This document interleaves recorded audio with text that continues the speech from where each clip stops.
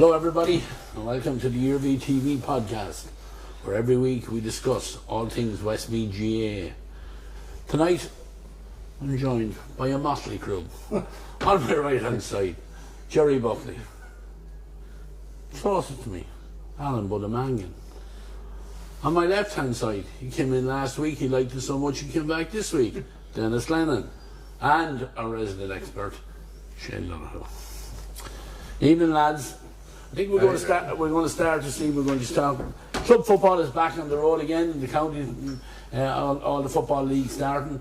But are you still playing this year? You didn't play the weekend yet? No, didn't play the weekend, so I don't know what's happening. The manager is behind the. Are you considering retiring or? Considering retiring the last 12 years, so okay. I don't know what story is yet, Ray, so we'll see. We'll see. Okay, fair enough, Alan. Just if you wanted to give us an exclusive on the podcast. No. Shane, your own something Tom Pass played the weekend. They played first official fixture under lights for the adult men, under the new lights in the pitch against Clear, new rules, all of that sort of thing, terrible weather. Lost by 2 points in a poor enough game, but I suppose a lot of the talking points were how teams would adapt to the rules, what it'd be like with say one referee and an umpire and all to watch, and so all those conversations came out. I think we'd 5 of last year's minor footballers make an appearance, maybe 3 or 4 of them started, another came on, so that's good for the club. They acquitted themselves well. The result didn't go our way. Kind of started the weekend for me the way everything went. The new rules, I want to ask you about an incident at the game where I think in one particular play was there 2 frees awarded. Did I get the story right on it, and can you confirm that, where there was a score from a free and then brought back out for another free, or am I something there was a bit of confusion over something like that. There was a free awarded within play and a technical free awarded to the same team for, I think, a bit of indiscipline towards the referee. So there were back-to-back frees kicked. I don't know if people have got clarification on it. Look, it was a low-scoring game, it was a tight game.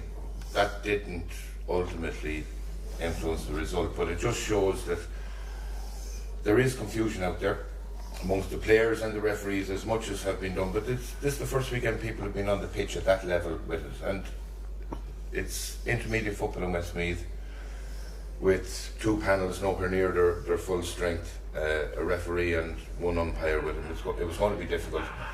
There were small talking points like that, but I'm sure it wasn't the only incident at the weekend around the game. No, I know. There was mistakes made at the highest level. This year was it Iarmhi goalie slaps the ball down to a defender inside the small square, defender gives it straight back to him, and the referee blows for free, and he was incorrect, and eventually have to turn it around. You know, that same thing, it'll take a while for people to get used to it, but yeah, I think it was an unusual one. We've seen the one in Mangan yesterday where the goalkeeper took the pass and the referee thought he had gone back into his own half. And crowd influence. Crowd influence can have something on this as well. There was a shout from the terrace side, I think, to suggest that he was in the wrong place. The linesman on that side of the field didn't alert the referee. The referee called, but it's very difficult to see those marked lines. I would have thought now that they were shouting about they thought he picked the ball off the ground. That was my first I thought he reaction touched the ball off the ground, well. so I'd said the referee probably blew thinking it was for that, but it actually wasn't. I thought it just wasn't. Because he ended up restarting the play with possession back with Cavan anyway. Exactly. And look, it's happening at that level division, so it's going to happen. It's going to happen certainly at club level. I think that's the only club game I saw. I looked at all the results. Scoring seems to be a little bit higher. A little bit. In some games you'd see teams that have been traditionally defensive maybe racking up higher scores, and then there was, I think, St Mary's, Ridge and Ballymore, a very low scoring game. I think about Kinnegad racking up a 117 or something like that. If they start getting scores like that with the conditioning in them and the panel size, that could be interesting later on in the year. Yeah, one to watch. There's no full squads out in the pitch. Like I said, people are only just getting used to it. A lot of teams haven't even set foot in the pitch yet. Denis first pass played, I think, on Saturday was it as well. Any report on it? Or? No, well, yeah, I suppose I've been hearing back from the result. It was a poor result Thursday past, but from what I heard, we were very, very delighted. You know, we had an awful lot of young players that, much like Milton Pass, got their debuts. And look, at the end of the day, it's just the first round of the league. Yeah. Management will really just be happy to have lads back on the pitch and just start playing football and see where the base is to kind of build on for the rest of the year. And I think after the first couple of games that happen in club football, that's basically how you build for the rest of your season, and that's the only way they're thinking now. Yeah. Anyway, any interesting new managerial appointments, Gerry, Alan, that any of you guys are aware of? I think there's an interesting one down in Moat. I think that was the one that I was intrigued by, where Val Daly is going in as manager along with Gerry. So that's a fairly high class managerial. Val ex-Galway. Ex-Galway, yeah. Of course, went to Carmelite, won an All-Ireland Carmelite in 1980, yeah, that's an interesting one, all right. Yeah, you'd expect a little bit of a kick from, Moat, who had a disappointing year last year, like, within a kick of a ball and going back down to intermediate, held on by the skin of their teeth against Shandona. So, it's an interesting one. I don't know, are you aware of any others? Alan, you can hear anything? No, you haven't been poached into the football scene or anything like that, no? No. Oh, Ray Sheridan took over Shandona there in the intermediate level as well, so it's a big job for him, a big step up. Yeah. There was quite a few Shandona people around town the weekend and down in Ballinasloe at the CBS game, and I asked, I'd know Ray from our time. Myself and Budda were in with Thursday Pass a long time ago together, and Budda stayed on for a while, and then Ray took Thursday Pass. You'd have played with him. And so far, they're very pleased with him. He's a very thorough manager. He'd be up to date with new methodologies and training techniques, and obviously the new rules he'll love getting his teeth into now. And Shandona need a bit of a kick after the season they had last year. So far so good, but who's doing a whole lot this year anyway? Yeah, long year to go yet. Gerry, I want to go back to you on what we had the lads in from the Colossia. We were here in Mullingar after their Leinster final win. You seen the game last Saturday, disappointing end to it. I think looking at the scoring end of it, like 8 scores apiece, was it 4-4, 1-7? Yeah. It was a disappointing way to go out of the competition in the end. I didn't get down to it. I had something on either side of it, but I did see it in its entirety on television. And while you can't beat the live show, the good thing about the television, you see replays and stuff. So I'm very familiar with the game, and I exchanged a few texts with Dean McNicholas on the Sunday, just congratulating them. It's important to say what a great achievement it was to win the Leinster, and never to forget that. But they were very disappointed. I think it's fair to say they underperformed. Very few players played to their potential. I think Coleman Stenmars were beatable on the day. Probably let in a couple of soft goals.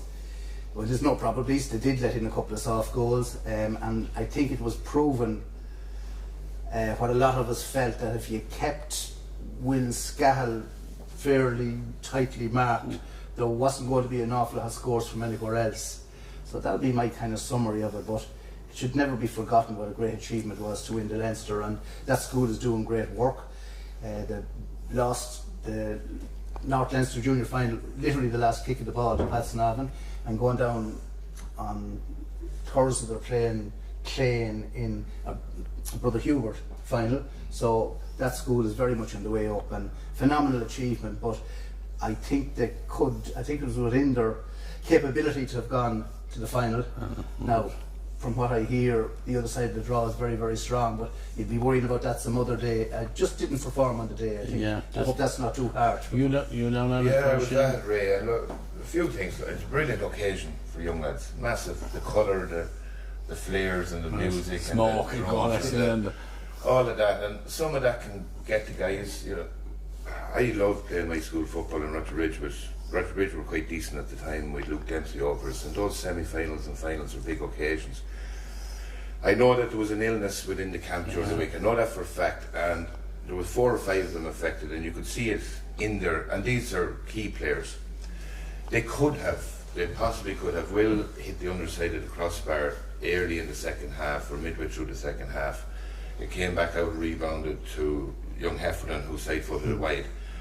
I think had that been a goal, that they could have went on and done it. Like, they were always still within the game. Now, I spoke to Dean the other night as well. I'd known him fairly well, and as disappointing when these journeys come to an end. There's only one way to end that journey, is with a trophy. And he would have said that himself. He said, you know, what was the next step without winning? It was going to Croke Park and losing in Croke Park. Like, that'd almost be even more painful. But they'll relax after a while. They get in with their clubs and with the county. Most of them will be on county panels and things like that. And 2 or 3 years' time, when they're in early years of college and maybe playing Trench Cup or Segerson, they'll be able to look back on what a brilliant year they had with CBS in 2024/2025.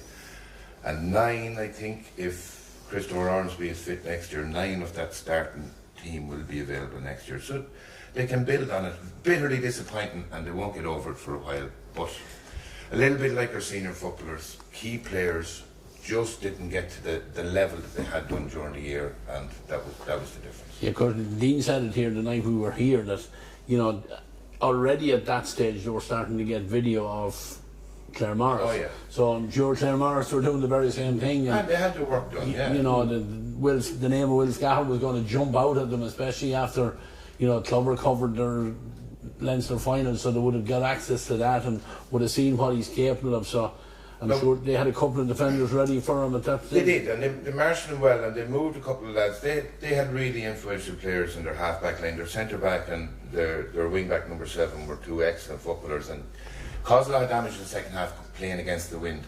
Yeah, I have to mention the weather conditions. Gerry, you said you watched on telly, but you wouldn't. We got an awful drowning at the start of the game, and CBS were playing into that wind and into that. It was almost hail. And they managed it so well. They kept the ball for 7 or 8 minutes nearly and kept Clare Morris pinned in. They managed to clip a couple of scores. The goal that Clare Morris got in the first half was against the run of play, sloppy ball given away. They broke down the field and the cornerback finished it really well. They managed conditions well, and everyone was really hopeful. Come out now in the second half, have the elements with them, and maybe move it a little bit quicker to Will. But it was again all about, could they get clean ball in the middle of the field, and a little bit, again, we'll talk about the senior footballers, a little bit of that. Got some, not enough. And just a few of the players, you could see that they weren't as sharp as normal. Little handling errors, little mistakes. And that could be nerves, it could be the illness, whatever. It was in the balance all the way. They didn't have to change tactic. They were only 4 or 5 points down at Hanning stage with a gale force win, which could have turned really quickly. But I think somebody else remarked that could be the last game of football that we'll watch with that rule set now that the enhancements have come in. So Not if you watch the final in telly. you know what I mean. Live, I won't be going to. I'm planning to go to the final. Right. Go to a lot of the colleges' finals. Incidentally, Val Daly is the best centre half back I have ever seen in colleges football, and I've watched colleges football for 60 years at this stage. In that Carmelite Moore team is fantastic player. Centre half back, yeah, for absolutely fantastic centre half back. Just to say to Shane, obviously when I wasn't there, I wasn't aware of the conditions, but I'd made a bit of inquiries. I was very, very tight for time, and I'd made a bit of inquiries about the ground. And one of the things that had me fearful of going, because I was so tight for time, was that the ground might be a bit crammed in. A great mate of mine, Willie Gerry, I'll give him a shout out, he watches every week, had a bit of a turn last year, got a clean bit ahead today, thank God.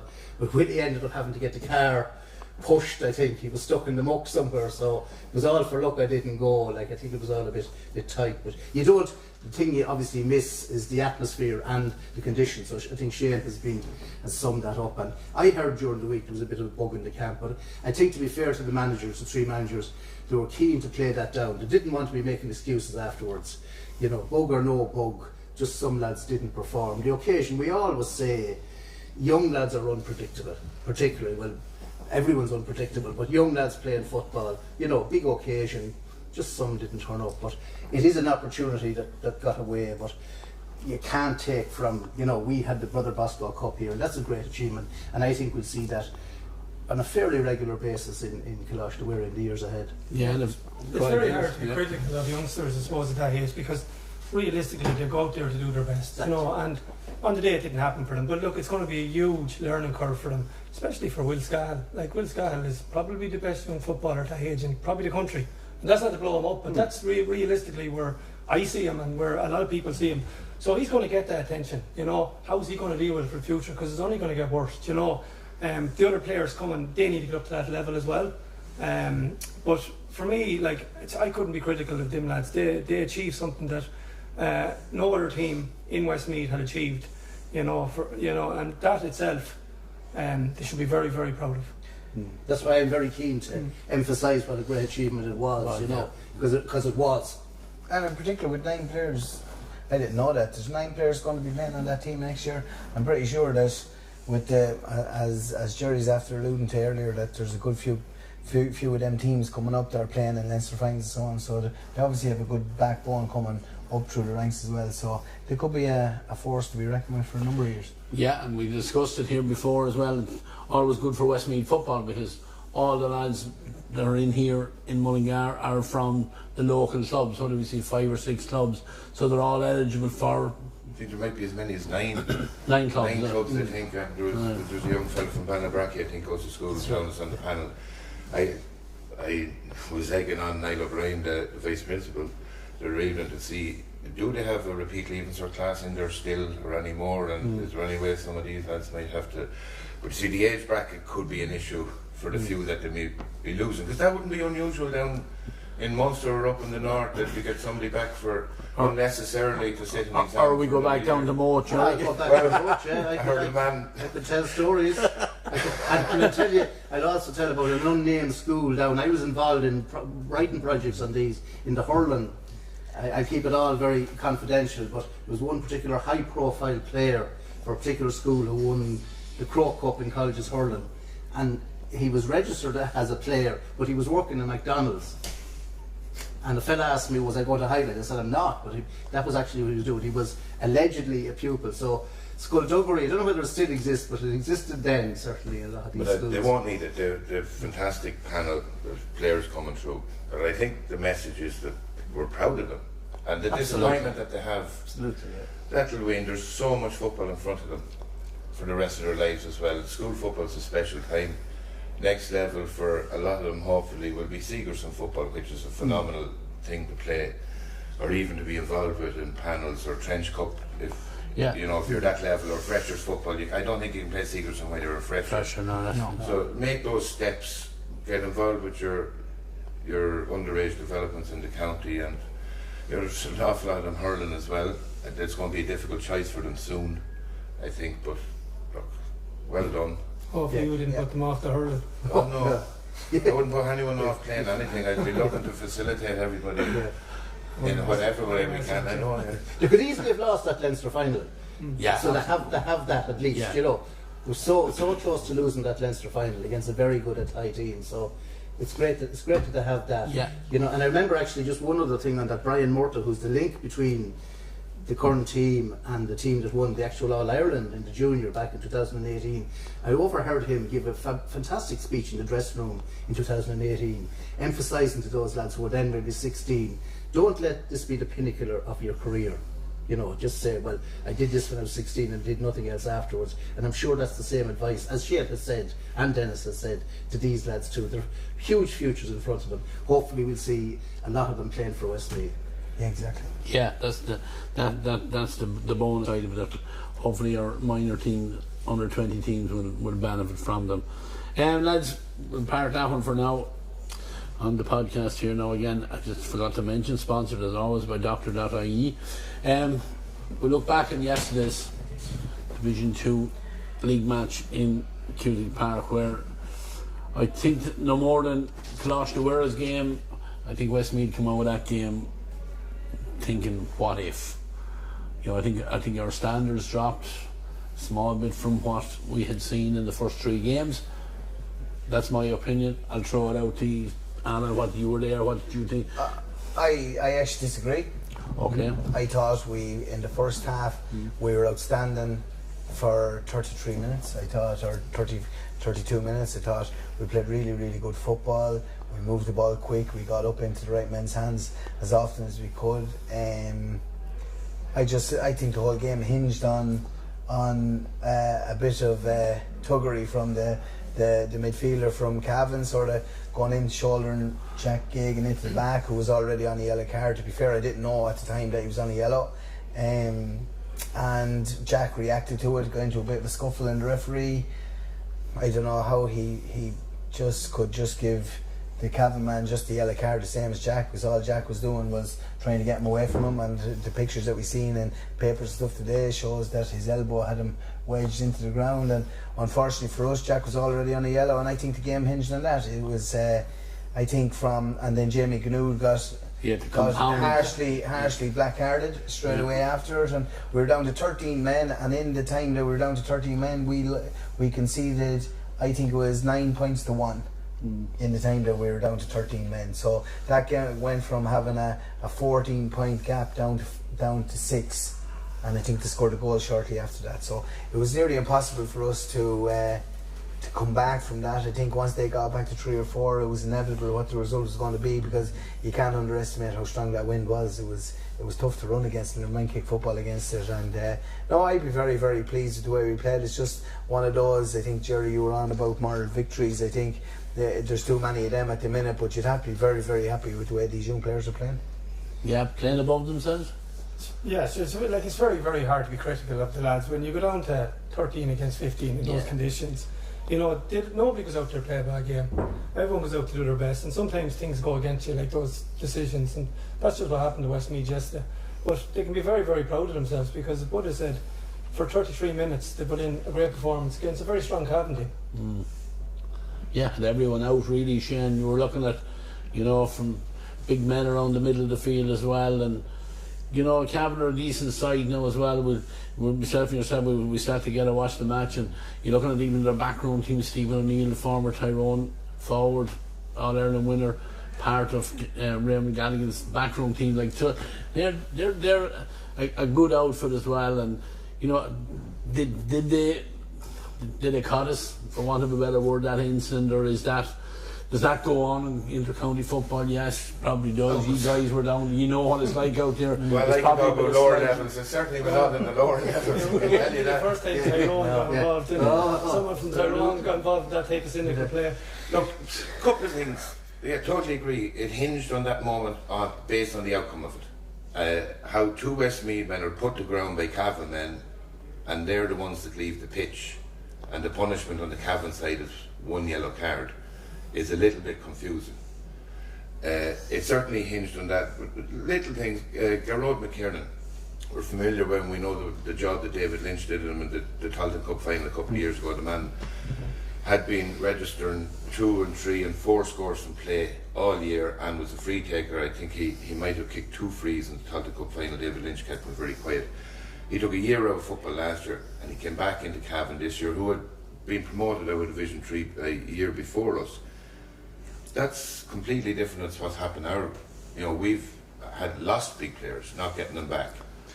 The weather had an influence, but we were playing unbelievably well, and the speed of play, and I mentioned that to you at half-time, Ray, like, I'd be most pleased with the speed they're trying to do stuff. They're trying to get it forward as quickly as possible, as Alan said, to the right people at the right time. But our speed in defence to recognise when a guy has to be closed down, and we had a lot of discipline in our defence. The ill discipline was around a 40-second flash point on the 32nd minute. I'm reading stuff online about the discipline has gone and this and that. Galway had 2 men leave the field when they were playing against the wind. I think, was it Dublin? Had somebody left the field as well. We weren't ill-disciplined. It's just that incident that affected how we were. Plus, I think if you look at our big players that we talked about for the first 3 weeks, the leaders, the older lads, they didn't quite get to the pitch that they had done in Cork, or maybe against Mangan, or the early round against Louth. If they had 9 out of 10 those days, they were only 6 or 7 yesterday, and those little things affected another very tight game. Obviously midfield is still an issue. The GAA have to look at, now that the ball's been kicked long, they have to look at all this body checking and holding and blocking. We have one guy that you have to watch in the middle of the field, that's Ray. At the moment, at that level of midfielder, and 2 Cavan men can just block his run, and that's us taking out of our kick out. So it's far too difficult for us, and all of that cynical stuff that's gone on since day dot, You have to learn how to handle it out there. But normally there's 2 lads against 2 at least, and a few in. You just have to tie down one, a little bit like you talk about maybe tie up Will Scahill with the CBS team. If you can stop Ray Kennellan launching off the ground to win a clean ball, you're probably going to come out on top of midfield against Westmeath. Another thing, myself and Shane talked about it yesterday on as well, was the black card. And the black card was always for 10 minutes, but now with the stopping of the clock, the black card is a real punishment because it is 10 minutes of play now. You know, in previous years, and teams going down injured, the clock kept running away, and it's probably a good thing, but we didn't feel that yesterday because we were on the receiving side of it. But the black card I thought was very harsh. He didn't. He came in. He was obviously very vocal coming in what was happening to Jack, but he didn't draw the first. Well, he didn't lay his hand on someone first. I think he got a bit of a jab himself first, and he fell to the ground. Then he got back up and got involved. Like, I think the video shows that he didn't get involved first, which was a big thing. He was vocal, all right, but he wasn't involved physically. He was extremely unfortunate the way things go. But as you said, it's 10 full minutes of play, and it could even be more. It could go to 11 or 11 and a half minutes with the ball not going in, not going dead. Yeah. So it is pretty harsh, and we didn't, and we suffered for it yesterday. We also suffered him not being on the field for the first 7 minutes of the because he's the one back that is extremely vocal. Like, you could hear it yesterday, even in the stand where we were. He was the one that was calling shots in the back. He was calling lads to go here, there, and everywhere. And that was gone. I didn't hear anyone in the second half talking the way that he was talking, and that's where he was a major loss. The one thing that I would say about the sending off is that Jack Aiken had started extremely well. He was really, really good. He was tight. He was tenacious. The one thing I remember is that his man won a ball and laid it off to the midfielder coming through, and he met him chest on chest and put him back 2 or 3 yards. He was really, really physical in there yesterday. So, albeit he probably got done with a bit of inexperience in getting the second yellow card, but he is one for the future. He was absolutely outstanding for the first 20 or the first 33 minutes or 31 minutes up until what happened. But it is just a little bit of a killer between him going off and probably your most vocal defender in terms of organisation going off as well. That's, in my eyes, it lay there. Lads, the black card, is that the punishment for what Jamie did? Apparently it is. I know Paddy Collins, when he was ref, and who was the top ref in Ireland for years, he used to always instruct up and coming referees, watch for the third fella in, and he got his wish. I think with the minute that happened, I said they've been told to hone in on the third fella. No matter how harmless or well intentioned Jamie's entrance into the fray was, they're told to hone in on this fella. But would it not be yellow card then? No, I'm told that's a black shade. Is it the rules committee, Jim Gavin's rule committee, have reworded that. Have they? Yeah, well, I so if the intent is to remove or protect one of their own players and not to escalate the melee, that they're not considered a third man in. And that's all very... How does that determine that? I think if you run in as Jamie did yesterday and you end up on the ground yourself, it doesn't really suggest that you're in there trying to start a big problem. Jamie went in to try and get one of his teammates off the ground, protect him, and that's, as far as I understand, that was the rewording that went in from the football review committee, because they recognise that the intention most of the time of a third man in is not to escalate. Most of the time it's to go in and protect a teammate from a situation and de-escalate. Listen, at the end of the day, he's making a split-second decision when he's on the field, and it's very hard for him to referee that. In saying that, I thought, and this might say you're being biased or whatever, I thought he was extremely poor yesterday for both sides. I thought between the decision where he thought the man was gone back inside his own half, he wasn't 2 or 3 yards away. He was 6 or 7 yards away from the halfway line. It made no sense why he blew his whistle for that. A lot of it is these new rules, and he's had people coming from all angles. He's taken on so much information. But the other thing about it is he's making mistakes. We got a free. They conceded a free just outside RD in the first half, and their man didn't throw the ball back. He didn't give it back. He threw it on the ground. He must have brought the ball forward 80 metres. I've never seen that like it. I thought he was never going to stop running. He just kept going. Now, listen, he was a smaller man than most lads, and the steps were obviously a lot shorter than most lads. But he must have doubled them. He went the whole way to fire 21. Right? He did, yeah. And I couldn't believe he went as far as he did. And he did that twice. Now that was in our favour. So there's no going against that. But I thought he was very harsh on a few occasions in the second half. And listen, maybe that's sour grapes and a bit of bias or whatever, but I just thought he was poor overall now. I don't think he'd be getting too many more big matches. Yeah, Alan stole my thunder on that because the two Cavan lads doing a commentary beside us, and when he started these runs for the 50 yards, I said, is he ever going to stop? Yeah, you know, the other side of it is, from a Westmeath point of view, right? We spoke about it last week. This is a very young team. A lot of lads playing, their first time for Westmeath. They're playing Division 2 football. Division 2 football is nearly as good as Division 1 football. Yeah. It's a massive step up. So they're getting to experience the type of that cynical play that went on. I've no doubt that came from Tyrone. I've no doubt this side of things in it, where a man's on a yellow card will target him. Yeah. As Shane spoke there about targeting Ray Connellan for the kickouts. I know from speaking to lads involved in top Intercounty teams, when they go play a team like Westmeath, they'll pick out 4 players, 5 players that they know they have to target, and if they keep them quiet, they know they'll get over it.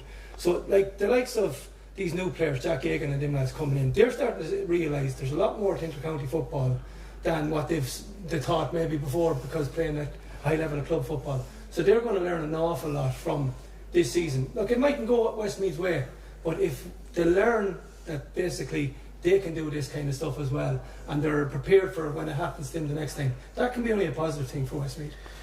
Fairness, we played Tyrone up in Tyrone in 2008, and Denis and Desi got a lot of abuse in the corner. I must be useless and never said a word. But I can recall some of the abuse that they were throwing out. It was scandalous. Doran and Damien got reds that day, didn't they? That's right. Yeah. Anyway, we had a chance at the end. We had a chance at the very end to win it, and Desi dragged the shot wide, and I was wide open. Sorry, Desi. There are a lot of the things that contributed to yesterday. The moment, the weather, the difference in physicality around the middle, but we weren't as accurate as we were. If you look at the balls that we kicked away on the top of the arc on their side of the field in the second half, there were 3 if not 4 incidents where balls were just simply dumped away, let them turn around, and they got scores off most of them.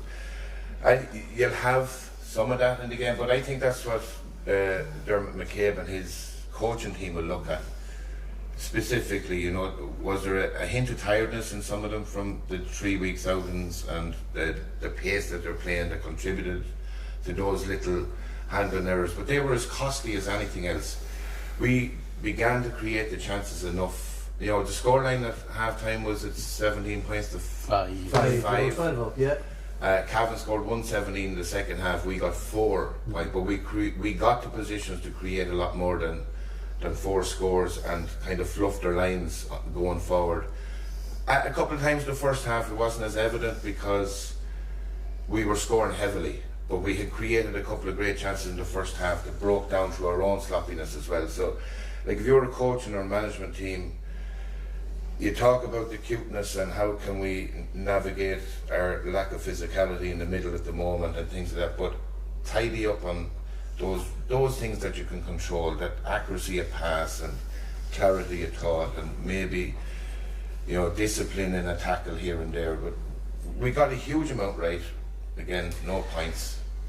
True, but to be fair to Cavan, they kicked some unbelievable scores in the second half. Jeez, they kicked. There was the Madden fella in the subs. He kicked 2 or 3. Number 21. He kicked 2 great scores. I think there were 2 2-pointers, and the goal that they got. Now we gave away the ball sloppily over in the far end of the field, but they went straight down. And we sort of, in fairness, I thought we sort of defended it well. We bunched in. We 3 against 4. They bunched in. He had 1 spot to go for.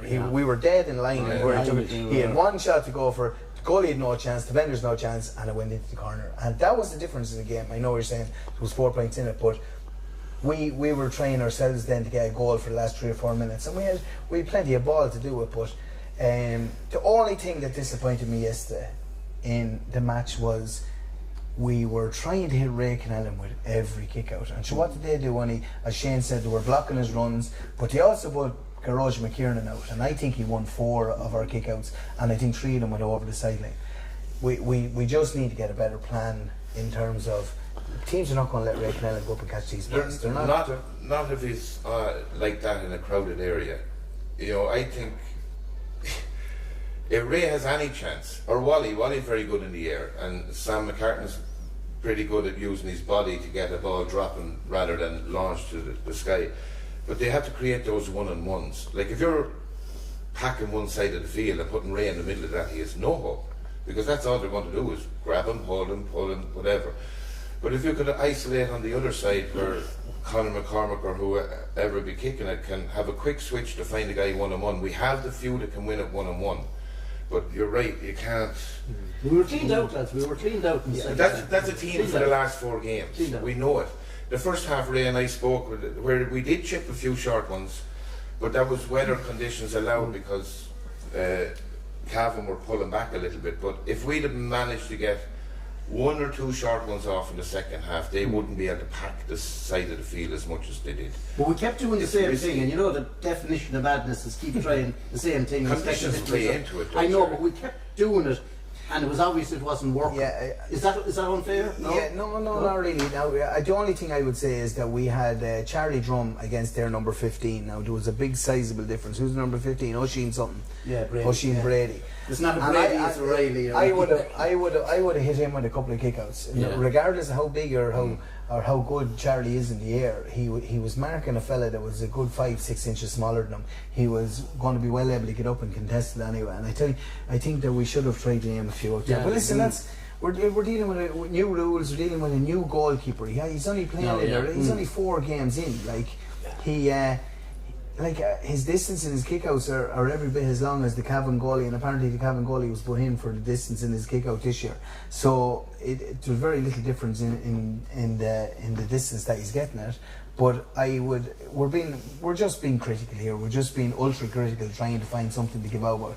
I thought that the future is bright for us if we can keep building on this, and I'd be very, very hopeful going forward. I know we're probably staring Tailteann Cup in the face at the minute unless we can get a miracle in the next 2 games, get 2 wins and hope for better results to go our way in other ways. But in saying that, I'd be very hopeful going forward. Yeah, it could be a great breeding ground for them, where the previous Tailteann Cup, we've all had our opinions on it. It'll be disappointing for these guys that they most likely won't stay in Division 2 or advance. Even staying in Division 2, they might be high enough to be in the Sam Maguire competition. They have another route. They have a Leinster final if they manage to get themselves to a Leinster final. And I think weather conditions have played against these guys because of that midfield area. I think on a more calmer day, where that forcing that long kick against the wind isn't completely necessary all the time. They could mix it up a little bit more. We get a little bit more joy. If you look at Galway and Donegal, I know it's quite evident from Donegal they weren't overly interested in winning the game with the team they lined out and some of the shot choices they turned down the second half. But Galway had racked up a 16-1 lead at half time, very similar to ourselves. But Galway were able to maintain their fair share of their own kick out against the wind, and they went long with everything also because they couldn't risk going short. It's very similar. You take the gale force wind out with that, I think it plays into our hands a little bit more for our athleticism and our speed. And there was a few times that we worked the ball in very tight areas very, very well in both halves. Like, the lads are very sharp mentally. They're fit. They're very, very fit. And if we do end up in the Tailteann Cup, it's something that they could really drive at, and it would be very beneficial to them that they've earned their right into the Sam Maguire for 2026, we'll say, and it'll be their journey to bring it on even further. And that Division 2, as Denis says, it's so different from Division. Look at Kildare doing in Division 3 at the moment. That just shows that the gap in the level. Kildare would find it equally difficult to hold their own in Division 2 at the moment, and have proven that over the years, and they're running away with Division 3. Just to clarify too, Dermot McCabe was at pains to emphasise afterwards, Cavan won the toss and opted to play against the wind. So most teams, I think, when they win the toss, I would have thought go and play with the wind. I find him very fair, and he was very balanced afterwards, and he also he didn't. We were maybe being critical of Cavan's behaviour in that incident. He put it down to experience. Now he'd obviously know those Cavan lads inside out, and he didn't call it cuteness, but he called it experience, and it is experience. It is experience. You know, if it's the dark arts, I don't know, but Cavan have 2 points in the bag. We have, you know, after yesterday, we don't, unfortunately. Lads, I'm gonna, you know, there's no point in avoiding the elephant in the room.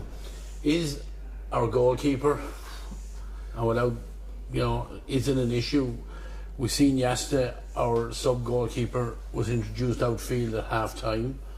He's taken off 20 odd minutes later. Like, do you need to revert back to a regular keeper? Do you persist with, you know, what they're doing? Because, you know, Connor's doing his best, he's getting forward as best he can, but he's not getting shots off, and maybe that was the whole idea of it. For me, anyway, I just think the goalie shouldn't be going forward at all. I like changing the game to kind of take away a skill that's been there since the start of GAA. You always had, it's a tough thing to say, but when you were growing up, there was always probably the most unathletic fella winning goals, okay?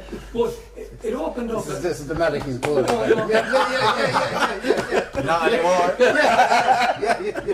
But that person was able to hone in on that skill and didn't feel left out at, you know, underage. Yeah. Was able to develop as a footballer and go the whole way up with his team and stuff like that.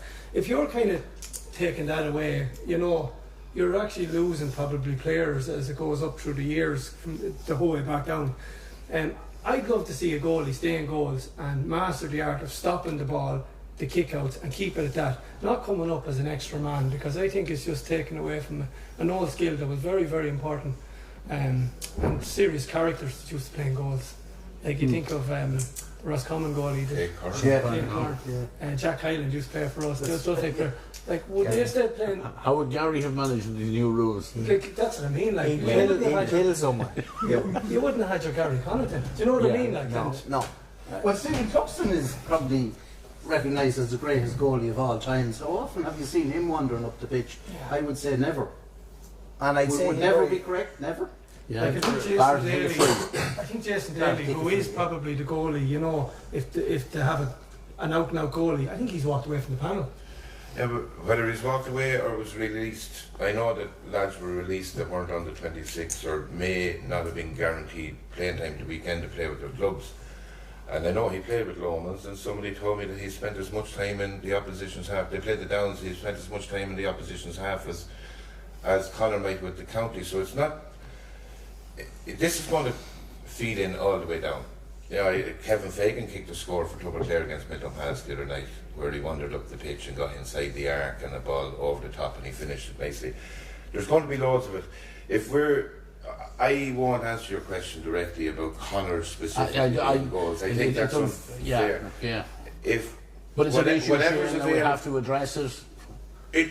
I think it's accentuated by our lack of natural midfielders. I think it absolutely is. You know, I was a midfielder growing up, and it was very like it is now. It was kicked to a contest in the middle of the field, and I can tell you from the first time I played senior at 16 years of age, by the time I finished, I was completely different in how I went about it and how I placed myself or what I might do to protect myself to that crowd. And we didn't always have world-class lads kicking the ball out to us, you know, from both ends. And it's not just, if you look at Westmeath winning ball in the middle of the field, Conor McCormick's not the one kicking away all the time. The opposition are kicking the ball out to the exact same place, the same way. They're doing what they see right at the group. They're doing so much right with the group that I think a lot of people are focusing on this because it's frustrating. Whether Jason has removed himself from the panel or not, I don't know. I haven't had that confirmed to me. It'd be disappointing if it was for any other reason that he felt he couldn't give something to it and left. I don't know, but it's part of our problem, not our biggest problem. No, well, it is very hard to be critical of Conor, because he's playing a position that he's never played before. You know, and it is new, but it is at the moment, and we said it's a team in transition, and it is trial and error. I suppose it's unfortunate in a way that it is Division 2, because if you're ever going to be caught out, you're going to be caught out against the top teams, you know, against the top forwards, as you said, and that's just where we are at the moment. But there's more positives, I think, to take from this league campaign than there is negatives. And someone actually said to me one day, just how did they lose that lead? You know, straight away we're thinking negatively, you know, whereas I was thinking, Jesus, more along the lines with what Alan was saying. This team played fierce well for 33 minutes and a few things went against them. That didn't work out for them, but they will learn from it. But Kerry lost a 12-point lead last week. At one stage they were 12 points up last weekend. So it's not good with these 2 point, with this 2 point arc. Like a 12-point lead is essentially a 6-point lead from a few years, from 2 years ago. And not allowed mass defence behind it to protect exactly. it either. So I wouldn't be worried. In terms of Conor, I think he's doing as good as we can possibly hope he's doing at the minute. Yeah, he's 4 games in. I know he's probably played a couple of challenge matches. He's 4 games in to playing in league football. That's it. The only thing I'd be disappointed in, he probably had 2 chances yesterday to pull the trigger himself, and he didn't. They're the only thing I would say coming from him is that, like, kickouts are kickouts. He can only kick them for so far, and he can only kick them till as they're available, and that's fine. But in terms of his open play, I would say on 2 occasions yesterday he probably could have pulled the trigger. He needs more confidence. Like you seen Ethan Rafferty coming up yesterday and kicking 2 ferocious wides. It didn't stop him the next time. He came up and he kicked a 2-pointer and a 1-pointer after that. He has no problem having a go. If you have a go, so be it. Make sure it goes dead and we go at it again. It's like dropping it short is where the killer is, where you drop it short and then you're in trouble straight away. The goalie's trying to get from the far 45 the whole way back to goals where the ball does. And I think he can take more chances when the wind as big as it was yesterday. He can take more chances and go forward. Yeah, he's a good shooter. It's hard because he is a good shooter. He's forward, Well, Ray, you and I noticed it yesterday, particularly halfway through the second half, and Jamie came back in. He came in with the message delivered to him nearly straight away. That Dermot McCabe made it very clear. Back to normal kickouts. Yeah. So these guys are working on it. And they recognise that they need to mix it up, but you need to crawl before you can walk, before you can run. And if you're introducing a guy into a goals and it's a new methodology of kicking out, essentially a new set of rules and everything, you have to go for step 1 before you go step 2 and step 3. If you take a Rory Beggan or someone like this who's just naturally going to play that new role as defined by everyone else now, of a goalie being a 12th man up and things like that, you don't have to go back to square one with him. They may have had to go back to square one with Jason Daly, and maybe there was elements of the entire role that wasn't working. There was talk that Jason was injured earlier anyway, so we don't know what's happening there, but they're definitely working on it. When management are roaring into the guys back to the normal kick out, it means that they have alternatives and they're trying other things. Just let them keep at it. But we probably didn't, you talked about the Cavan goal and how well he finished it. We manufactured two goal chances. I think Matthew Whittaker's one was blocked the first time he got a chance. Now we followed up and was chipped over the bar. Was it Kevin O'Sullivan that chipped it over or someone, I think? And he got into a very similar situation, and instead of having another go at it, and maybe he felt, okay, I didn't get it from the first time around, he just overpassed to the back post, kind of a loopy hand pass where he was hoping, I think, Brandon Kelly might come in at the end of it. That would have, extended the lead to, what did we lose by? 4? 4. You think of the 4 balls that we kicked away in the second half. One young Smith came on and nearly the first ball he got, he kicked it away. We kicked the ball away that resulted in their goals. It's only small little things. As much as we focus on the kick out and the big man in the middle of the field, whatever, we're getting so much right on the little things. These games go and balance tiny little things all the time. Yeah, Denis said the truth. You're punished at that level. Lower level, you're not punished half as much. Look at it. There's a lot of positive things, and Alan, you probably agree with me in this. When you go in to play intercounty hurling or football, it takes a couple of years to really get comfortable with it.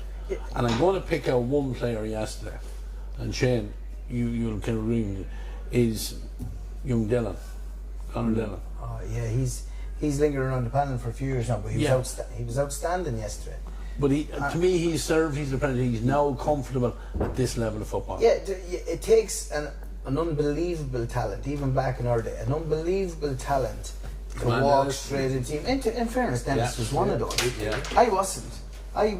I was on the panel for 3 years before I actually got a start, and it's sort of like an apprenticeship, and that's fine. I was lucky enough to play for a number of years after that, but was I ready for the 3 years I was on the panel? Was I ready to start? In my own head, probably thought I was, but in hindsight, you look back now and say, well, no, I wasn't ready at the time. And in fairness to Luke Dempsey, he gave me my chance near the end of his reign, and I took my chance, and so, the game some of them games could have went the wrong way for me, and I might never have been called back. Like if you look at Michael Ennis was an unbelievable footballer for Westmeath, probably one of the best that we've ever played with and we've ever seen. He served an apprenticeship for 2 or 3 years before he got a game. Do you know what I mean? So it's like Denis and Desi and John Heslin and these are lads that are lucky enough that they were good enough at the time, big enough, strong enough, quick enough, or whatever it was, to fall into a team straight away. These other lads are going to have to serve an apprenticeship bit now, and the way, in particular, the way the strength and conditioning has gone now, they really are going to have to do that. But we have the base of a really, really, really good team. Might happen this year, it might even happen next year, but we've the base there, and we've young players coming through every year now that are really, really good. We're looking at the likes of Will Scan and these lads, and in particular the Westmeath under 14, 15 and 16 teams right now are very, very competitive in the way they are. We're lucky enough that at the minute we've a very, very young team. These lads are all going to play with it, most of these young kids coming up, and that's what we have to aim for in the future. The one thing I hope that the Westmeath County Board do is they hold on to Dermot McCabe and these lads for a few years and let them build this team. They've done an unbelievable job. No one would thought that we would be competitive in this league. We said at the start of the year, Gerry, that we couldn't even see ourselves at times being competitive in this league. We have been so unlucky. We could have won 3 games. Yeah, could have won 3 games. We've been so unlucky in this league, and I just hope that they invest in this management team, because at the minute they were a joy to watch. Like, I've gone into Westmeath matches the last 4, 5, 6 years, and you walk out and say, now the rules has a lot got to do with it as well, but you walk out from watching them play and you just go, I don't think I can go back and watch them playing again.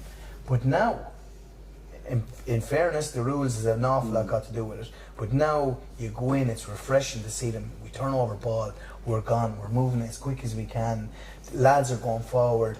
They like looking at the 2 young lads, 2 wing forwards, you had Dan McCartan and you had Matthew Whitaker. They're a joy to watch. I know they probably ran out of steam a bit near the end of the game, but they're only kids, and I'm hoping that we'll do it. Like Brian Cooney's in between them. Like, there's that entire line is new to intercounty senior football. You have Jack Gagan and Kevin O'Sullivan lined out in the middle of the field. On paper, I know that he was really good. Kevin O'Sullivan was very, very good. They have a decent bench, like young, there's Daniel Scahill there as well, cornerback. Yeah, and came on. Fabulous footballer. Yeah. But like that, there's a lot that haven't had the opportunity to serve their apprenticeship, if you like. They're going in probably a year ahead of when you'd like them. You know, you'd like to introduce them for half an hour here and there each and get them, but not to blow the whole half-hour line at the same time. And that's where Alan's right, the credit that the management, first of all, are doing that, and that they're trusting the players, but they've developed those players. Obviously, other people have had their hands on those lads coming through, and they've had their secrets in football with at loan and stuff like that, but they're still being trusted, and they're being brought whatever pre-season training that these guys have done. Brandon Kelly's another one that's in there, and he looks a lot stronger and fitter than I've seen him in the last couple of years. I know he struggled with injuries as well, but yeah, there's a huge amount of good work going in there. it's so that's disappointing. yeah. It's so disappointing for us as There's no points. supporters There's no points. that, you know, at the end of the day you look at a league table and you hear it from others outside the county and and then you hear and you read the rubbish from people who don't go to Cusack Park. Which is most people. Well, it's most people. Yeah, and I won't let you off in another rant, Gerry, about getting that one in. Well, I was about to. At least Hey Rich, you try and Why stop won't you someone let from me a off? rant. Why won't you let me off another rant? Again, outnumbered won't by fill the Cavan. seats We're in. always outnumbered. Always outnumbered. And we see it at the Hurling end of the football. game when God, it breaks my heart, Shane. all the supporters in Cavan stood and applauded their team Applauding off down the the tunnel. Yeah. And well done to the people who do go. But where were these other people who were in the middle of the town when the Taunton Cup came back, when the Delaney Cup came back, hooping and hollering? Where are they now? Where are they now? Yeah. Someone answer me that. Sorry, that's my rant. I have to have a rant. I do it every week, lads. I do it every week. you know what, they're playing Meath next week, and that's no easy task. Meath got a brilliant result at the weekend against Roscommon that gives them massive opportunity of promotion. They're a big physical side again. They're probably, I know, new management, but they're a group that have been together a little bit longer than this group. It's going to be it's inside the Cusack Park against your neighbours, and we've the option of that, or go to Tullamore to watch our hurlers against our other neighbours at both games at 2 o'clock on Sunday. So I think it's a difficult one to choose too. It is. It's very harsh when you come to fixtures. It's very harsh on people that would like to go and see ball because we're playing two neighbouring counties. Yeah. Everyone would love to. Well, the genuine supporter that will always go to all these matches. Like, I'd love to go to both games, go into Cusack Park, watch them play Meath, and then tip over, or the day before or the day after, go over to Tullamore and watch them playing. So listen, it's going to be the executive behind the camera are going to have to pick who goes to where. That's it. Hopefully we'll get somebody to cover both games, and we'll be back here next Monday night with somebody who's seen both games. But like you said, lads, it's hard to do it, you know. All of us around here, we'd love to be at both of them, but we're going to have to make a call. But you wouldn't be optimistic on it either. That's, I think, unfortunate. Offaly's result up in Croke Park, and I said it here last week, I think, that it was never going to be a good result for us, but if they turned Dublin over, which they did, an outrageous score, outrageous free, again it was the dubious, was it a thrown ball or a hand pass ball, but outrageous strike of a ball into the Gavin end from, did they say 78 or 80 metres, something like that. He was a yard outside his own 45. Yeah. But they're now within a point of guaranteeing promotion against us. Now hopefully the couple of weeks off for us and the few lads that are back and a bit more hurling and sharpness, but I'd be going over, I'd say I'd go to Tullamore to watch the hurling, because there could be a bounce in these lads. They really will have their backs against the wall because of where Offaly are, and they deserve as much support as anyone else. I think people will go to Mullingar to watch football. It's probably better followed anyway, but I'd probably go to Tullamore and watch the hurlers and hope that there might be a kick in them. Do you ever think you'd hear Shane Donoghue saying that? I go to a lot of hurling now. Gavin will tell you that. He sees me at all the games. Yeah, no, only joke. There'll have to be a bounce in this Ray, because Offaly would take enormous pleasure, and Denis knows the Offaly mentality. They would take enormous pleasure in giving Westmeath the mother and father of beating, if they can. If Offaly are 15 points up against Westmeath with a minute to go, they won't be happy at less than 16. But I don't think there will be that. Well, they could be. Could be shit. I've been at the 3 hurling matches, and I have to be honest here. We didn't come to paper up cracks. From what I've seen of the hurlers, unless they improve dramatically, given the improvement I've seen in Offaly, I think there's a possibility we'd be well beaten. And I hope I'm wrong. I hope I'm wrong. To be fair, and maybe we had our dinner dance obviously at the weekend. Ray, you were doing MC at, but I spoke to a good few of the Westmeath lads, and the last week, and obviously this week to go, the last 3 sessions done are the 3 best sessions they've done in a long time. So that's a bonus. Look, I think on this podcast last week we probably said enough, about the hurling situation. I feel everything that was said was warranted at the time, because Pat's not here to defend himself, obviously, but he called it as he always does, as he sees it, and I think where some people may have took offence from it, and everything he said was on the money, and I think something had to be said, had to be done about it. I heard good reports, Alan, as you did, that they went down to Rathdowney and Laois on Saturday and got game time into players, got game time into lads on the panel, to give them an opportunity to put their hands up. So they're covering every angle. There's game time into David Glennon, Niall O'Brien, Killian Doyle. So that's good to see that the management, I don't know whether they listen to us or not, but it can't be. That would have been. It's not a reaction to 5 lads sitting around the table. Exactly. That's what it shouldn't be anyway. What we chat about is what we see as spectators and supporters and players of games for an hour and 20 minutes at the weekend, from one playing panel or another playing panel, the footballers or the hurlers. That's what we see. We don't see what's going on training pitches. We don't know who's carrying knocks. We do see our club hurling championship and our club football championship, and I think we're all in agreement that we've a very nice group of hurlers in that panel with a little bit of experience to come back into it, that haven't been on the pitch yet, or only for short periods of time, that we'd have expectations of that group, of where they can be within that league environment that they're in. And we feel, or I feel, I'll speak for myself, I won't speak for others, I feel that they haven't got to the pitch of the league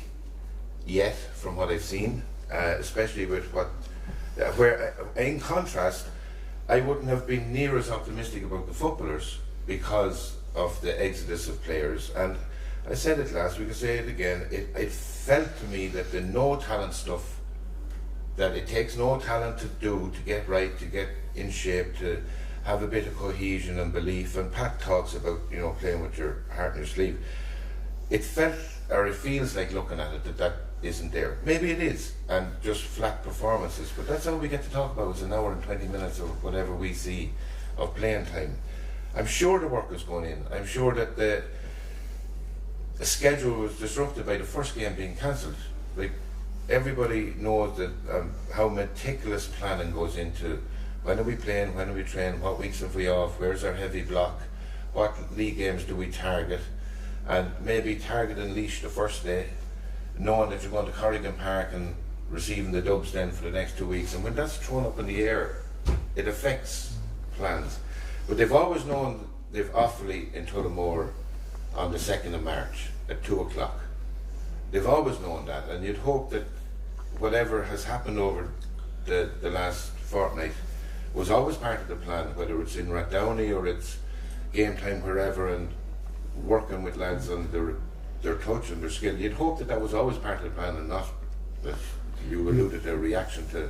It's been a great opportunity for them, though, when you think about it. After all that's gone on, and it's been, I suppose, a lot of bad, they've had an opportunity to go up against their neighbours. And I know from playing against Offaly, that's one thing you don't want to lose to. No. And this is a group of hurlers, and Pat O'Brien said it last week. I don't pretend to know about what's going on hurling this, but Pat genuinely feels this group of hurlers are comfortable at that level. So if he feels that, and he's a man that's in the know, they have to have the feeling that they can go to Hurler Park against their neighbours, regardless of what's going on in the back. As Shane says, they have to get Niall O'Brien back and a few other players back. They're stronger than they were. They have to be positive going in there and believe they can beat them, because people, as you heard, men like Pat O'Brien believe they can do it. So there's no reason they can't go there and get a result. You have to be optimistic. If they go there with the negative thought that they can't and won't, they won't. But they have to believe they can, and it is Offaly. That should be a driving force. Yeah. See, my point all along, Ray, and you're sick of hearing it, I tend to be a bit repetitious, is when we were in that strong, very strong division for 2 years, people said, put us in a division where we can win a few matches. We're in that division now, and as of now, there's a distinct possibility we'll win no matches in it. So that would be an awful setback, and that's my party line. To be fair, Pat O'Brien has got a little bit of slack the last week for what was said here last week. Did he speak any untruth? I don't think he did. To be fair to him, doesn't matter where you go. I would ring Pat O'Brien. Obviously he was managing Castleton before me. I would ring Pat O'Brien, and I've often got an earful of him about what we did, or why did you do this video, and I've no problem with that. I've no problem taking a bit of criticism on it. If you're not willing to learn as you go along, well, then you're wasting your time. What Pat has to say, it comes from the heart. He loves Westmeath hurling more than most people that I know, and it comes from the heart. And he's not doing it to try and sow the boot into anybody. He's doing it for his love of Westmeath hurling. And in saying that, was he wrong? No, I don't think he was. But has he got a bit of a kick out of these lads? Please God, he has. And maybe he's not, like, it's only a podcast at the end of the day. What we have to say is immaterial. It's just our opinion. It's not. We're not going to say. I'm not going to walk out here and say I was right with everything he said. It's what I believe. But at the same time, nobody has said nothing to me about it, thankfully. But if anyone ever does say anything to me, I just say, listen, that's my opinion. If you have a different opinion than me, so be it. Doesn't matter. Me and Denis disagree in a lot of things. We're best friends for 20 years. But we disagree in a lot of things. At the end of the day, I have my opinion, he's his, and let's get on with it. Yeah. We disagree in his handicap. Right. Pat O'Brien's a very, very, very genuine and very knowledgeable fella. Very, very genuine fella. And I mean, I was at all 3 hurling matches. I came back from the match in Corrigan Park. I would have loved to have said, God, we're in great shape. I said, we're not in good shape. So I would love, by the end of this campaign, to be able to say, we weren't in good shape at the start, but we're in good shape now. And that's what I said, there's great opportunity, awfully. Yeah. It won't get better. But we're a little bit unfortunate as well. We have been without a number of our top players. Let's be honest, I know Pat was sort of chirped back at me when I said that a couple of weeks ago, saying that okay, you have who you have, and let's get on with it. We have been without Killian Doyle, Niall O'Brien, Davy Glennon, Joey Boyle. That's just what David O'Reilly, Niall Mitchell. Tommy Doyle was missing the last day. Like we have been without a number of top players. Can other teams that we're playing against, the Leashes, the Offleys, the Carlos, Antrims, can they do without 4 or 5 of their top players? No. Absolutely not. We have been without them. I have no doubt we'll be better this weekend. I have no doubt that we'll see a number of new players coming into the fold this weekend. I think we've been very unfortunate, because I think if we played Antrim now, we'd beat them. Yeah. They're after falling down the scale big time in the last 3 weeks. And by all accounts, they were extremely poor against Waterford the other day. They were even worse against Offaly the week before. So I would say that we were unfortunate at the time we got Antrim, where there was a bit of kick in them first competitive game that Davy had or whatever. Yeah. I think if we got them next week at home, I would give us a right good shout with us having a number of players back, giving it a crack. Do I think we'll stay up in this league? It's going to be very, very hard. Do I think that we can put a bit of pride back in the jersey? I think we will, and if we do, we could give the Joe McDonagh a right good rattle. Yeah, and at this stage. But Alan, like just talking about Offaly, before we leave it, guys in Castletown showed last November that there's no difference in the standard of club hurling across the border. Okay. That's only a club though, right? They're pulling out of an awful bigger pool than we are in terms of hurling clubs, I would think. Maybe I'm wrong, but at the same time, we would hate Offaly an awful lot more than most clubs in Westmeath.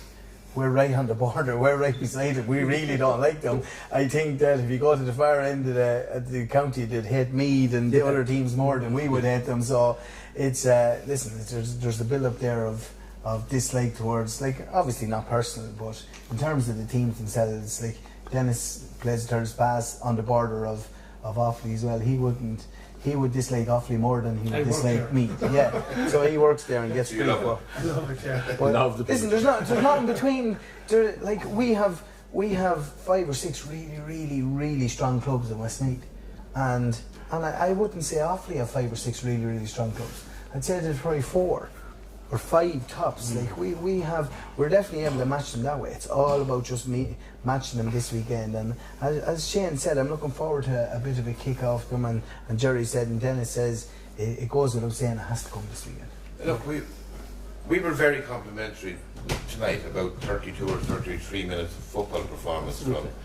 And Cork the week before, they were excellent, lost by a point. I'd be equally happy to come out of Tullamore next week with saying, by God, those lads put in everything. They died with their boots on. They were collective. They were sharp. They tried and they got beaten by a better side, as opposed to coming out and saying, sure, we were on a hiding to nothing because we're not at a level. We're not ready or we're not prepared. And maybe that's what the message sounded like last week, but that's what the performance looked like the previous week against Laois. So, look, Offaly are right in the top. They need a point to be promoted. We've yet to gather points. We've a tough road ahead of us, but you go out and, like, if you could, even as a supporter, if you can see that alone is a step forward from where we've been in the first 3 games. Now, the Dublin game was a better performance, but you need to back it up. You need to go again. You can't go back to back, and that's why I think there will be a bounce again. There's a lot given these lads an opportunity to put on at least a very honest, decent performance, and we shouldn't be 15 pucks behind Offaly if we perform. Not with the level of hurler that we have, we shouldn't be. Now they're on a crest. And their crowd will get behind them. Offaly are great like that, in fairness. They're great fans. If there's any sign of a build of, kind of sniff of success, they'll get me. There'll be lots of Offaly people, and there'll be lots of mean people in Cusack Park as well. But the build-up of that, people going to matches, the build-up of that has to come from underage. Like, when we had big crowds going to matches, we were lucky enough to be playing at the time, Denis, where we'd massive crowds going to matches. That was a build-up of the minors in 95, the under-21s of 99, 2000. Offaly are the same now. They've had minor team success, they've had under-20 success. That's a build-up for them now. Yeah, and they're all going to start flowing in behind their teams, and rightly so. We need that as well, and we can't be just relying on the senior teams to get us supporters back. We need to get supporters back for the love of football, love of hurling, through our underage as well. It's a big, like, we have some fantastic footballers. This is a sort of football podcast at the minute, but we have some really, really good. I've been at my own young lad plays under 14 with the club. I've been at all them matches. They got beaten in an under 14 county final last year by St. Lomans. St. Lomans and that Lilliput Gales team have 9 or 10 exceptional footballers. They're as good as I've seen. Denis is with the under 15s this year with Westmeath, doing a bit of coaching with them. You've seen what I said. I told you about 3 or 4 of the players. They're absolutely standard. We need to build on that. We need them lads to pull through into, and we should be aiming to with that squad. Now, and I've only seen Division 1. I'm pretty sure there'll be lots of Division 2 and Division 3 footballers that are playing with so-called weaker clubs that are going to push their way into county setups as well. Our aim should be, with that squad at the minute, winning a Leinster minor title in 2 years' time.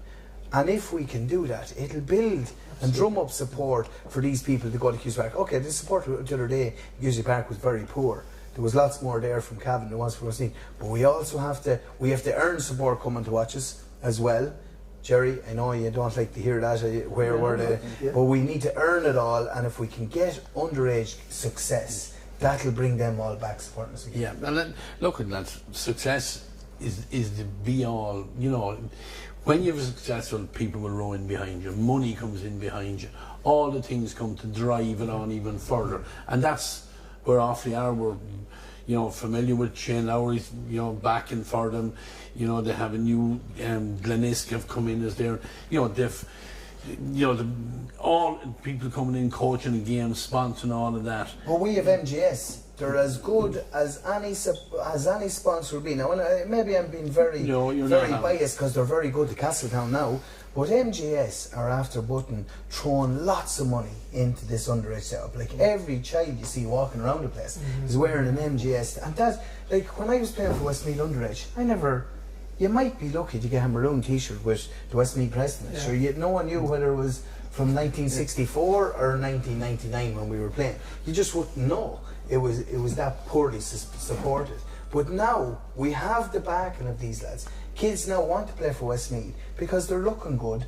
They're really pushing in behind, and you'd have to say that the sponsorship of MGS to the underage in the county has been second to none, and fair play to them. It'd be fantastic. It's not the first year. They're in their third year now. Yeah. Same. I have a guy that has gone through a few of the underage development squads, and there's they get not only one set of everything, they get a set of different colours and enough for training and for game days, that their game day stuff is immaculate. And it's fantastic. You talk, Alan, about that, you know, you're the under 14 that are now this year's under 15 group, very special. There is that group with the current minors, and quite a few to go back in from CBS would have a very nice panel, and there's a group in between then again with Dean Kelly and those guys. So there's loads and loads of talent. I think it's unfortunate from my time, and I don't know, did you play Clonbrane on that sort of stuff? I think that we've lost out exposing our really talented lads to Division 1 or Premier football at that age group by dissolving up these amalgamations. We were able to make it work in the past, and 95, 99, 2000 were products of that. You know, there is no footballer in Milltown Pass underage that will match up against a Division 1 team at any point in his underage career, because they're going to be operating at very best Division 2, their minors last year, or Division 3 or Division 4. So your exceptional player is not playing in his most natural position. He has to fill a gap wherever, middle of the field or centre back, whatever to do, where this guy could be a natural wing forward. He's not getting to mark a lad of the same calibre all the time. Not every club will have that level of footballer. So Lilliput Gales and Lomas last year in a Premier League final, or a Premier final. That's phenomenal for Lilliput Gales to be in that. Was it one of your first underage? Yes, this first one that can at that level.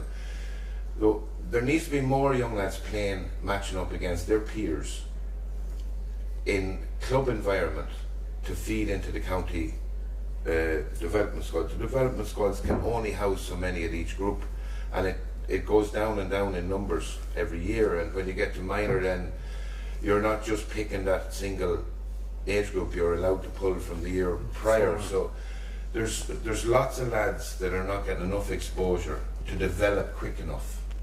That's something that has to be looked at by the county. You won't hear me say this too often, but I agree 100% with Shane Donoghue. It's wow. It's no, but it is like, I remember playing with Ennis Shamrocks. We won a minor championship. We won 2 under-21s. We exposed ourselves. We wouldn't have been playing against the better players if we hadn't been playing. Or in the positions that you're best suited at. No, you wouldn't be playing with them. No, exactly. And we just got exposed to that from a very young age, and it only benefited us going forward. Now listen, it's hard on fixtures for, like, who does the underage fixtures? I don't know who's doing them at the minute, but say Peter Collins from last year, it'd be extremely hard for him to knit all that in together. But I'm pretty sure we could set aside a window of 6 weeks where you could throw them teams in and try and get a really good chance. It can be a knockout competition or guarantee 2 games at that level. There can be stipulations that if you're in your last year of if you're in your first year of under 16, you play with your club, not with the combination. You can do things. There's lots of ideas. You have to remember too, Alan, we've far more facilities now that can accommodate games under lights at different times of the year. So I appreciate fixtures are difficult, but imagine we could do that 25 years ago or longer. Whenever, like, I had no medals underage apart from Clonbrane. I never won a medal underage at Milltown Pass because we hadn't the numbers. Well, Clonbrane on 14, 16 minor, and I think we lost an under 21 final. That's when you get exposed. That's when you develop. The whole thing of the amalgamations were, they were introduced at a time. The strong clubs agreed to it. Say the sole clubs, Towns. Town at Mullingar, Lomans. Clubs with numbers. They were, this is great, this is great. But then those amalgamations started to win competitions. And then suddenly, the amalgamations are too strong, they're too this, they're too that. Yeah, but all those club welcome home heroes, All Ireland champions and Leinster champions on the back of it. Shane, and we've had a barrenness since that, it only is logical that one of the solutions to success at senior level is, it's a long-term thing, and one of the solutions is to revert back to what brought success at the time. you know what? I'm I'm going to have to agree with him again as well, because I even agree with I'll go into a county board meeting. I'll go into a county board meeting as a delegate from Milton Pass, and that's what I offer to the club from a community perspective. And I'll be accused of throwing stones from the outside. Come on in and do it. My travel doesn't allow me to commit to that level, and I'm a younger man with family. But I think there are enough of people in there, and if there's enough willingness, and it might be what you say, Ray, there mightn't be enough willingness. Yeah. You know, people may accuse me of throwing stones from the outside, but sit in the hedge and say, we need to fix it, but don't go back to what worked is also.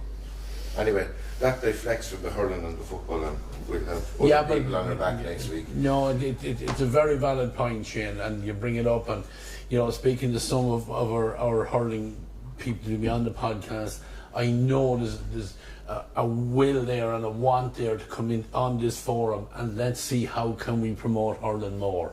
Who is promoting hurling? And that's only one side of it. But it could be done in hurling as well, like the likes of, like join these clubs together for a knockout championship. It would have to be knockout. You couldn't go and give lads 2 games, and then if they're going to be good enough, they're going to have to be good enough to win their first game and continue on. But you could get, like I think in the Division 1 under 20 last year, or minor, was there only 5 clubs, maybe 6? Yeah, under 20. Like you could make 10 clubs and have it really, really good, and have a provisional round, and then go straight in. Have your league, run your really good league off with the clubs on their own or whatever, but then join these teams together for a right good crack at a championship. And like if you had teams like Crookedwood and Ringtown join together and get to a minor final and expose these lads to minor finals before a senior hurling final, that would be massive for them 2 clubs. You know, I'm only throwing 2 clubs out there that haven't played. Right. Now Ringtown have won many a senior championship back in the day, but they're gone into the wilderness a little bit over the last few years, and it'd be great to see the likes of that club coming back up to senior status, and that would only benefit young lads being exposed to it. It's that good an idea, believe it or not. Kerry do it with their adults. Yes. Do you know? Cork do it with their Mm. adults. It's that good an idea that it can happen, it can work, it bears fruit. Like David Clifford playing club football 3 years ago, it would have been a junior footballer. But is presented an opportunity with the East Kerry division to pitch himself against the best defenders in Kerry. And what we're talking about is doing the same thing in the developmental years of players. We often wonder, why are we so good at 14, 15, 16? And then when the gap to minor was up to 18 and then to 21, how do we go off a slide so quick? Because we're not offering the opportunity to develop players the same, because they're not getting the level of competition regularly. Like I said, playing down Division 3 or Division 4. Michael Ennis from Ballinagour would, if Ballinagour were on their own underage, might never have gotten football, where they have to amalgamate. So it's facilitated in some places. It should be facilitated right up to the top level of. How difficult is it to get challenge matches for would there be 45 inside on the under 15 panel? Yeah. How difficult is it to get? Well, we're not at that moment, but you do hit a point. Like, you do notice the lads that are playing at the higher levels, even at that age group, because they're moving the ball quicker. They're doing everything just a little bit snappier and that. So you do see the benefit of it from what you're saying. You get them for what, 90 minutes a week? Yeah, about that. Yeah. Right. So that 90 minutes a week versus having, I know that with Clonbrane trained twice a week when it came to championship season. You know that. It was great. My David Mitchell's father, Tom Mitchell, and we'd train in Roger Bridge, and there was other men, but I remember Tom particularly. It was tough to train under. But then I was playing football with Martin Flanagan, Mark Staunton, Alan Gavin, Keith Oxley. Do you ever remember Keith playing with Thurles Pass? As good a fullback you'd ever see.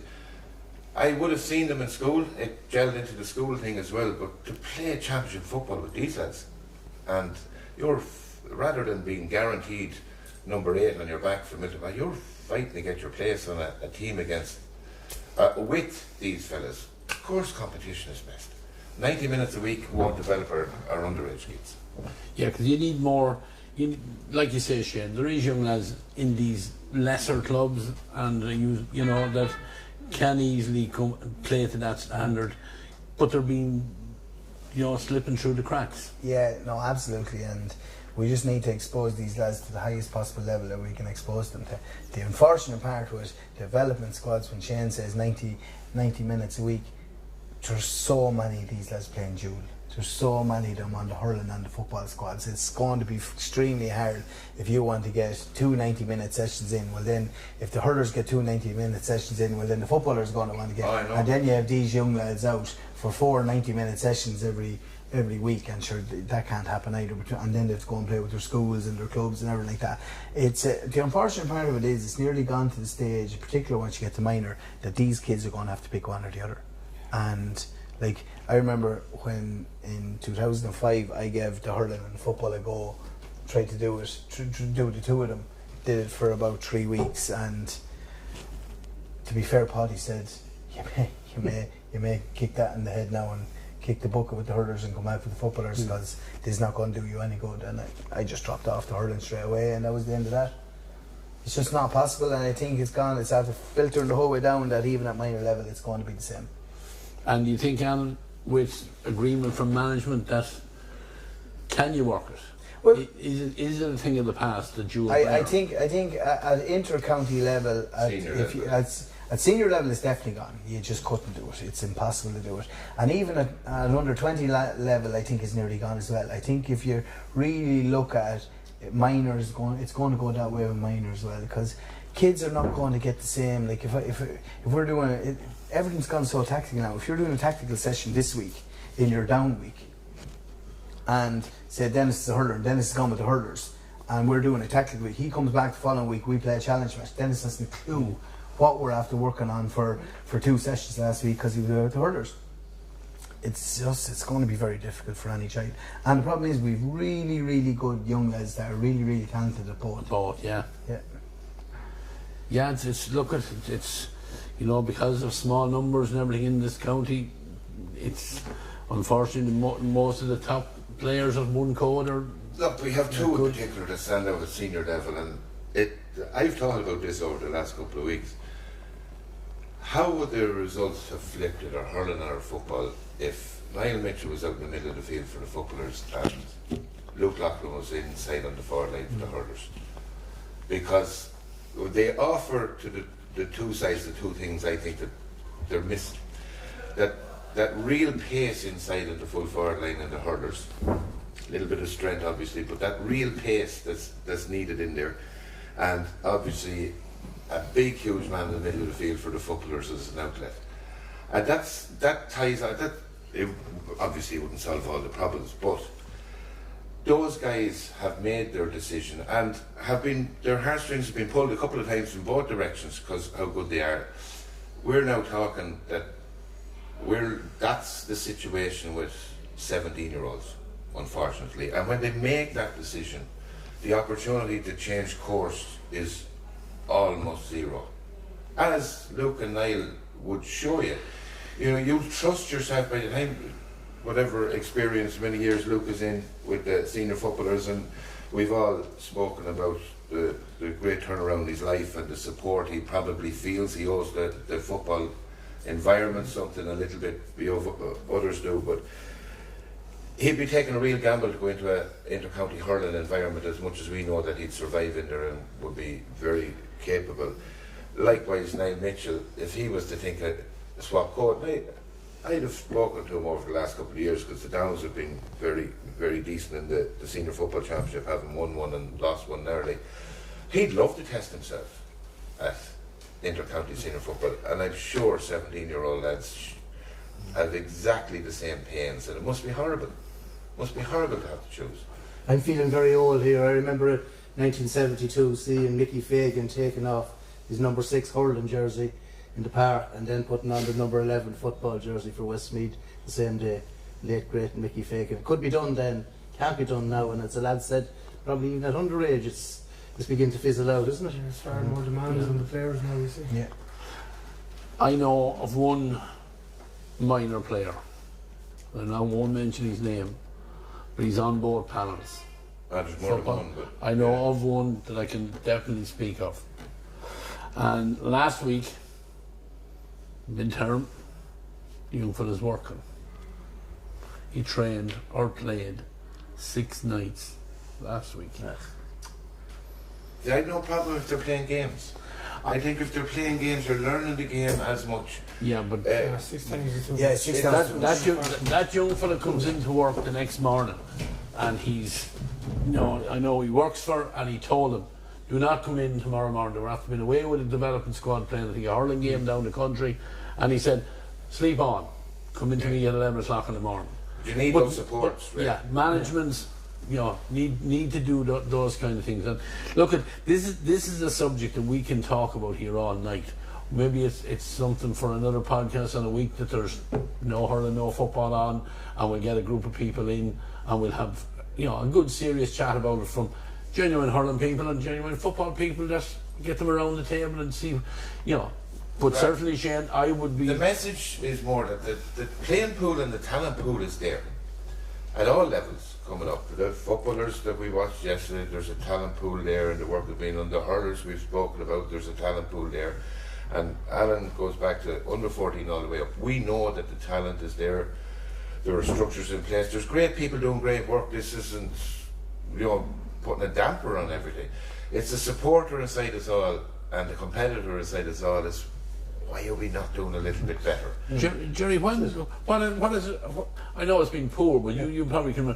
Our success rate at either minor football or minor hurling or whatever in the last. Well, sure, since we won the Leinster double in 2000, minor and under 21, and we've only contested one provincial final since. That was the minor final. We lost to Kildare. That's all. We've only been, that's underage, and the lads are absolutely right. That's where the support. A lot of the supporters came from then, those underage teams, and we do need to be physical successful. and financial. Absolutely, Shane, I 100% agree with you. But like our underage record, I was even looking in recent days, the draws, I don't know them off the top of my head, but the draws for this year, they're not kind. They're not kind again, We just urgently need a breakthrough at underage to give lads the confidence we're able to beat a Meath, we're able to beat a Dublin, and to bring those absent fans back, so just think the draws are a bit stiff again this year. We just haven't been performing at underage really, and something I was desperately disappointed, I probably alluded to it before, in the under 20 hurling last year against Dublin. Now I know there were factors involved where there were lads kind of tied up with senior as well, but it was enormously disappointing. Remember, we lost to Dublin by 17 clear points in Cusack Park, not by 5 goals and 2 points or 17 points including 2 pointers, 17 clear scores with a team I thought had enormous potential. So The same day Westmeath put 12 wides and Dublin didn't put 1. Yeah, I know, but that's all Never counts, Alan. and it was an Yeah, 8-3 but- game but- to slow down the momentum, and we Yeah. had 3 lads that hurled the day before, and we took a 20 Yeah. 20 I metre said free. there were factors. I said there were 20 factors. metre free, 5 minutes into the second half, where we went for a goal and probably tap it over the bar, and we were back to 4 points. We were only 5 down at the time. We went But I said there were Seven. factors, Yeah, but lads, you can't disguise a 17-point hammer and it's a 17-point Yeah. hammer. that's how you look at it. But in saying that That's though, all on right. top of that, Gerry, there's no team will ever go out. As long as I live, I'd say I won't go and watch a game again where a particular book team away. doesn't book away. The following week they played, was it Galway or Kilkenny? They played the following week. They put 14 whites. Do you know what I mean?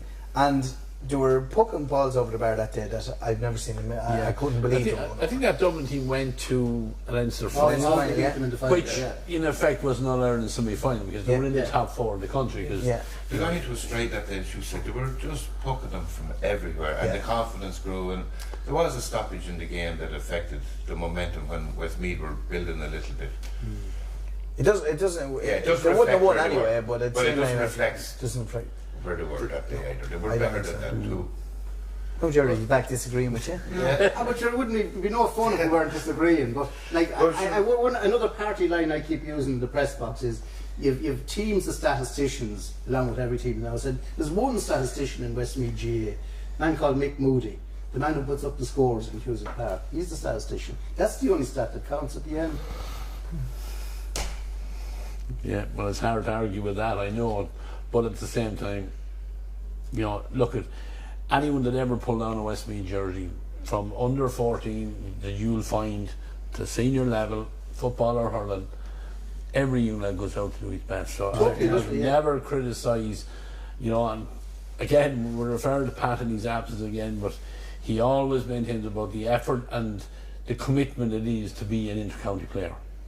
You two guys know it, you know it from underage. I played as well at a time when it wasn't such a commitment.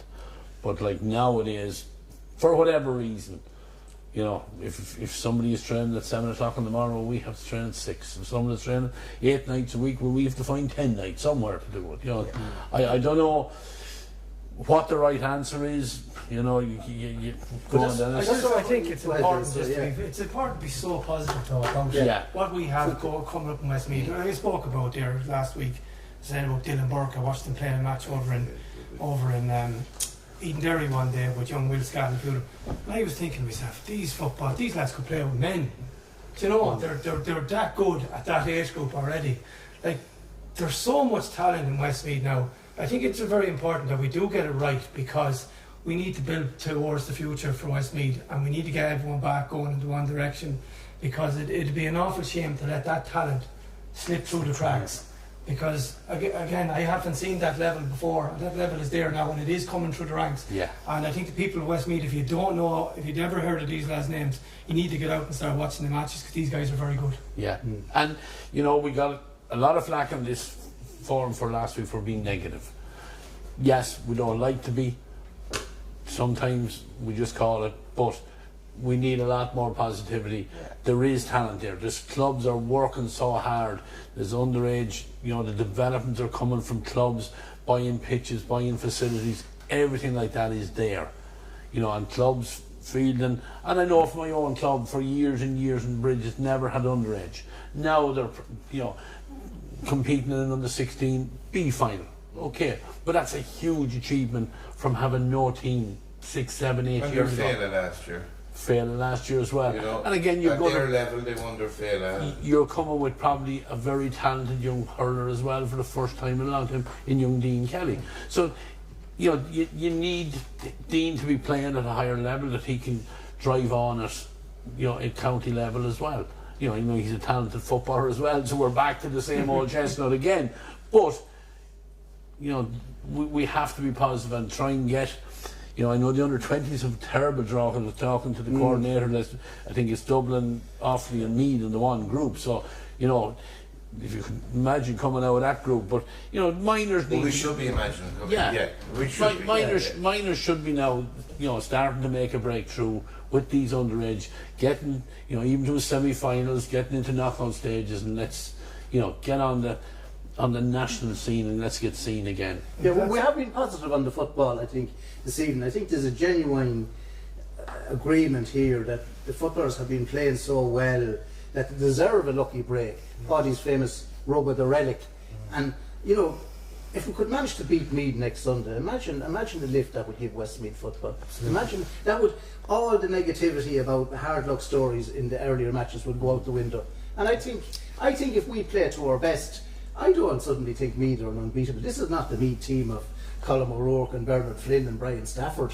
This is a beatable Meath team, in my opinion. You've been on teams that have beaten Meath, you know. Like let's go beat Meath next Sunday. That'll lift all boats. Exactly. Yeah, and the same for the hurlers. No point in going in just to regain a bit of respect. Let's go in and have a good cut at them. Lads, we covered an awful lot of stuff in that. Thank you all very much. I have a few things just to finish up before we finish for the night. Our winner of our bobble hat from last week was Dean McCrone. So congratulations, Dean, and I've been led to believe that all our winners will receive their bobble hat from Cusick Park. It will be sent out in the next couple of days, so don't panic if you've won one. You'll get it. A worthy winner, because he's at every match, both hurling and football. Yeah, and look, and so are all the winners. These are the people that are listening to us. These are the people that, you know, are supporting us, are genuine GAA people, and I know from two of the previous winners as well. So don't worry, lads, we'll get around to get you will receive your prize. Don't you worry about it. We have another quiz another question for next week, and this question, kindly, I don't know whether he pulled it out of the sky or where he did it, but our producer's question for this week is: Westmeath are running a competition for a house. In what country is that house in? Is it in Spain? Is it in Mexico? Or is it in Scotland? So, if you haven't bought your ticket, you're missing out. Buy the ticket, have a look at it, and it'll tell you exactly where the house is. I know we've been promoting this quiz, this draw, raffle, big prize on the podcast, and I think we will be hosting a podcast, a standalone podcast on the Win the House in Spain. So you can look forward to that. We'll have special guests brought in for the night for that. But we're going to finish up here in Tarps Bar. We thank them again. We also thank our sponsor, Dooctor.ie. And from Shane, from Denis, Alan and Gerry, thank you all very much. And we're over and out.